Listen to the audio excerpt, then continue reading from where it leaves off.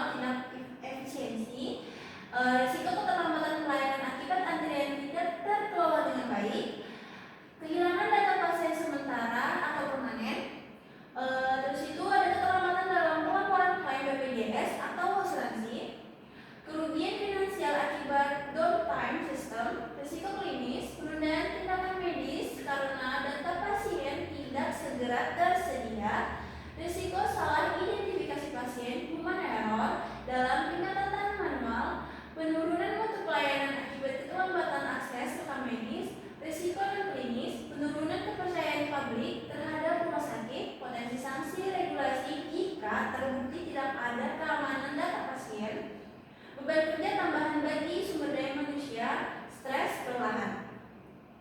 Analisis resikonya itu, resiko kehilangan data pasien, probabilitasnya sedang, dampaknya tinggi, tingkat risiko tinggi. Risiko klaim BPJS tertunda, probabilitasnya tinggi, dampak sedang, tingkat risiko tinggi. Terus itu risiko identifikasi pasien, probabilitasnya rendah, sedang, dampaknya tinggi, tingkat risikonya tinggi. Risiko penurunan citra RS, probabilitasnya sedang, dampaknya itu tinggi, tingkat risikonya itu tinggi. Risiko kerugian finansial, probabilitasnya sedang, dampaknya sedang, tingkat risiko itu sedang.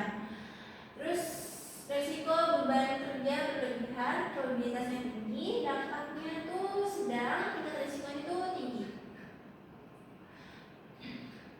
Adapun strategi pengendalian risiko, yang pertama preventif atau pencegahan, meningkatkan sistem keamanan TI, firewall, antivirus, inskripsi backup rutin, SOP manual untuk pendaftaran pasien ke dalam keadaan darurat, pelatihan SDM untuk menghadapi serangan siber dan penggunaan prosedur cadangan.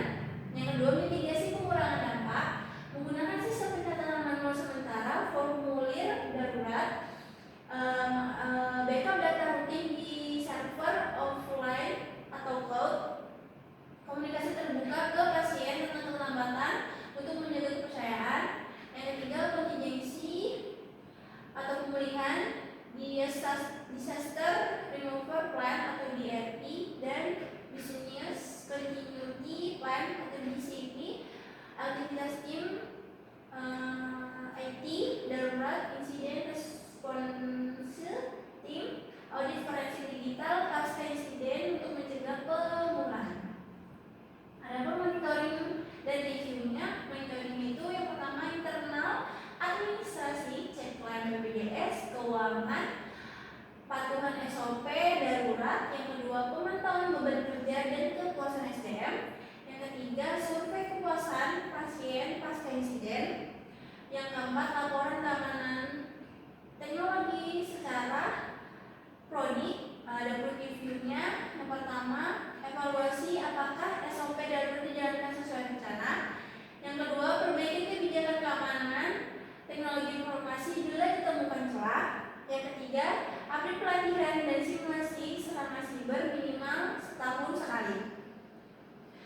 Adapun evaluasi keberhasilannya, yang pertama itu sistem administrasi kembali normal kurang dari 3 hari pasca serangan.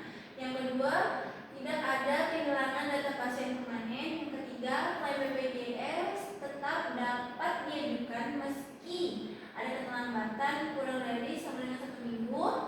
Yang keempat, tidak ada kasus salah identifikasi pasien. Yang kelima, tingkat kepuasan pasien pasca insiden tetap lebih dari 70%. Yang keenam, SOP darurat dan BCP terbuka berjalan sesuai rencana. Kesimpulannya, serangan ransomware pada RS tipe B menimbulkan risiko administrasi yang signifikan dengan implementasi klinis dan non-klinis. Risiko tertinggi adalah kehilangan data pasien, keterlambatan klaim BPJS, serta penurunan kepercayaan publik.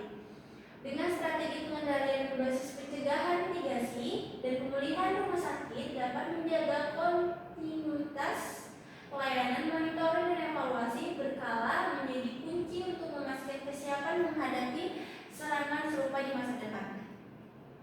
Baik, kurang lebihnya